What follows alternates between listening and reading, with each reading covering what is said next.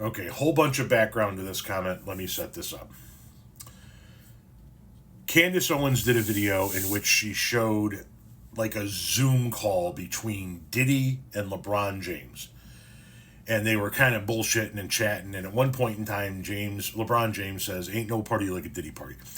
Candace Owens used that video as proof, quote unquote, that LeBron James participated in the trafficking of girls and underage girls at the Diddy parties. I did a response video saying, well, Trump, when he was on The Apprentice, talked about how great of a guy Diddy was, even when he was talking to a woman that was on the show that used to work for Diddy. When Trump said, "He's a great guy, isn't he?" And she was very hesitant of answering that question. She said, "I'd rather not answer," which shows that she knew something or saw something that told her that Diddy wasn't that great of a guy, and Trump went on to defend him. The subsequent fallout from that video is that there's been one particular gentleman that's been very active saying, well, LeBron knew Diddy because he went to the parties. Trump didn't go to the parties, so he only knew Diddy from being a socialite, in both of them being a socialite in New York. And I said, well, how do you know Trump didn't go to the parties? We don't know about the extent of the relationship between Diddy and Trump. We do know that there was at least one woman that was at these parties that says that Trump was there. And Trump is seen in many social circles in many photographs with Diddy over the years.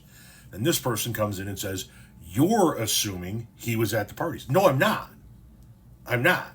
I'm saying if you can use a Zoom phone call, a Zoom video call between LeBron James and Diddy as quote unquote proof that LeBron James participated in those activities, then I can use Trump's own words defending Diddy as quote unquote proof. I'm not assuming he was at the parties or wasn't at the parties. But wouldn't it be an easier leap to make to assume Trump was at the parties than LeBron James? LeBron James never lived in New York. Donald Trump did. Donald Trump rubbed shoulders with P. Diddy in New York at events left and right. That's one thing.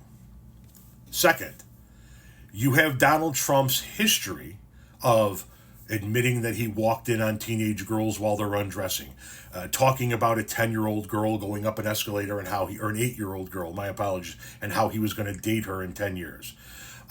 Talking about his own fantasies about his own daughter when she was a little girl, being friends with Jeffrey Epstein, wishing Ghislaine Maxwell well when she got arrested for trafficking. There's a whole bunch of shit that piles on top of one another that makes it an easier leap to assume Donald Trump went to those parties than there are things that one can assume LeBron James went to those parties. And I'm not defending LeBron James. I fucking hate LeBron James.